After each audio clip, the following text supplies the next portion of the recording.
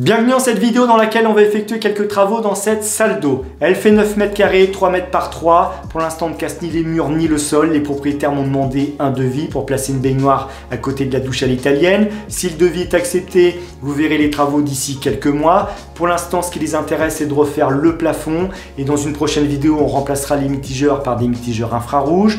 Donc je vous l'ai dit, pour l'instant, on s'intéresse au plafond. Alors il n'est pas fissuré, c'est déjà ça, mais il y a des taches de partout. J'ai été voir au grenier, il n'y a pas d'infiltration. Ces taches, elles sont dues à un ponçage intensif, à un lessivage, à des retouches au rouleau, au pinceau. Derrière moi, il y a un réchampi qui n'est pas terminé. C'est un véritable patchwork, vous allez le constater, je vais vous le filmer. Donc le but, c'est de le refaire. On le ponce, on l'enduit et on le peint. Et au moins, ils auront un plafond qui ressemble à un plafond. Je prends quelques minutes pour vous montrer tout ce qu'on va utiliser comme matériel, comme outil pour refaire ce plafond. Alors je vais faire une parenthèse concernant Bessier. Je ne suis pas revendeur Bessier. L'enduit qu'on va utiliser, c'est le Bagarre Airless G. Je vais vous le filmer. Alors je ne vais pas porter le pot qui fait 25 kg. Je vais vous le filmer au ras du sol. On va le malaxer. Mais voilà, je ne suis pas revendeur Bessier, même si c'est celui que j'utilise. Si vous avez besoin de renseignements concernant les produits Bessier, le Bagarre Airless, contactez-les directement. Ils vous trouveront un revendeur proche de chez vous. On referme la parenthèse Bessier.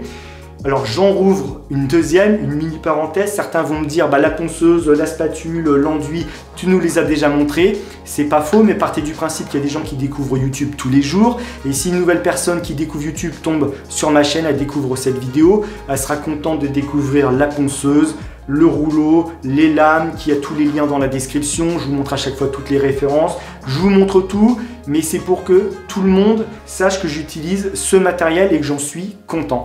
On referme cette parenthèse, on attaque. On va commencer par ce crayon, c'est un crayon de chantier. Quel rapport avec le plafond? Et ben on va tout simplement crayonner le plafond. Tous les 10 cm, on fait des traits, on le quadrille et lorsque je vais poncer, je vais effacer les traits de crayon et au moins je ne vais pas oublier une zone au plafond. Donc on va poncer avec la Mirka, la Deros 650. Cette ponceuse elle est top, je vous la montre à chaque fois, mais elle est petite, maniable, légère. Déclenchement sur le dessus à une main. On met l'aspirateur, ça ne génère aucune poussière. Plateau de 125 ou de 150, je reste en 150. J'ai réussi à enlever tous les spots, enlever la VMC, la bouche de la cheminée.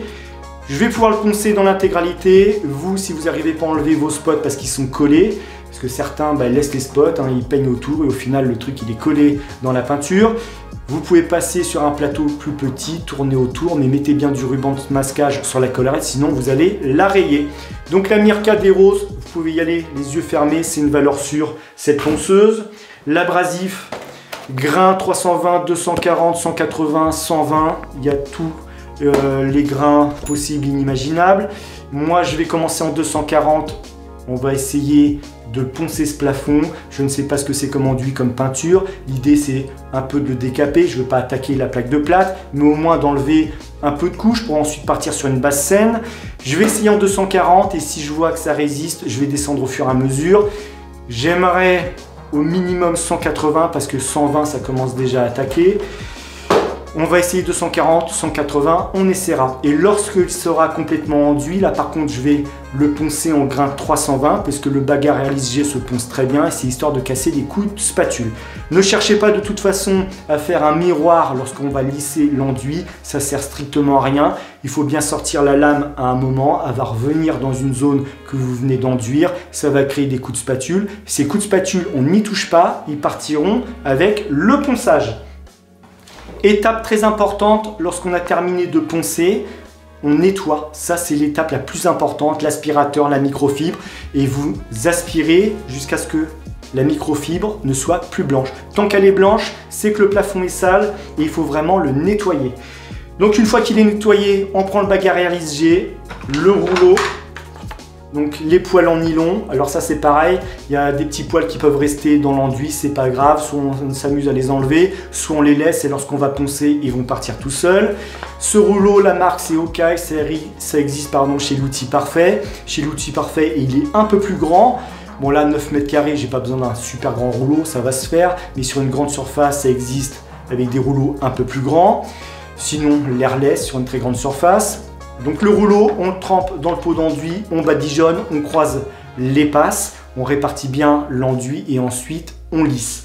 On va lisser avec ce type de lame, donc c'est l'outil parfait, c'est la Parfait Lisse, 30 cm, 60 cm, 40, 80, 1 mètre, il y a toutes les dimensions. L'idée c'est de la tenir le plus plat possible, il ne faut pas enlever d'enduit, il faut juste le lisser. Vous devez avoir juste un filet d'enduit sur la lame. Si vous l'inclinez trop, vous allez racler et enlever tout l'enduit, aucun intérêt. Donc une fois que l'enduit est lissé, on le laisse sécher. Dès qu'il est sec, on ponce, on nettoie et on va pouvoir appliquer la peinture. On va masquer les murs avec ce type de protection. C'est de l'Easy Cover de Tesa, 30 cm en hauteur, c'est du papier craft. Partie adhésive, on fait toute la périphérie, on a masqué la faïence. Si vous le faites à l'airless, ça existe aussi en bâche plastique, 2,60 m, vous recouvrez tous vos murs, vous pouvez pulvériser.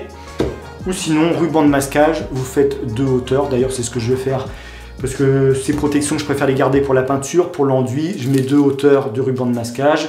Et ça marche pareil, la peinture, le manchon Wurth, vous le prononcez comme vous voulez, c'est un manchon microfibre, 12 mm, il est tout neuf, on va le baptiser pour l'occasion.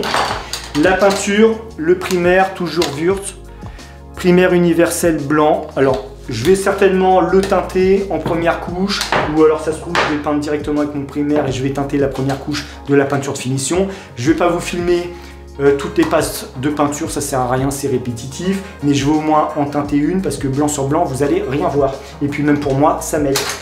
La peinture de finition, c'est celle-ci, Neutralizer, peinture blanche, elle neutralise les mauvaises odeurs. C'est une peinture à base de résine acrylique en phase aqueuse qui capte et détruit les odeurs corporelles de cuisine, d'humidité, de moisissure et de tabac. Excellent pouvoir opacifiant, temps ouvert long, facile d'application en 1 ou 2 couches. La peinture, vous avez tous les liens dans la description. C'est la première fois que je la teste. Normalement, il n'y a pas de raison que ça se passe mal. Ça va très bien se passer.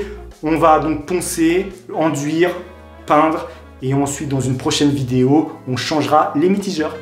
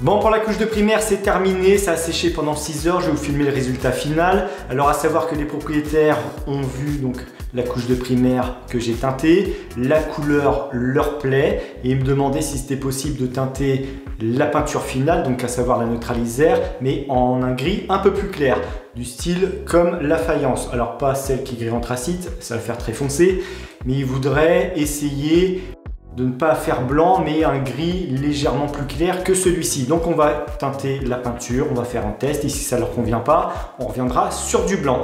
Je leur laisse le temps de la réflexion, ils reviendront vers moi prochainement, donc cette vidéo va s'arrêter là au niveau de la peinture. Je fais une parenthèse concernant le manchon que j'ai utilisé, le microfibre en 12 mm.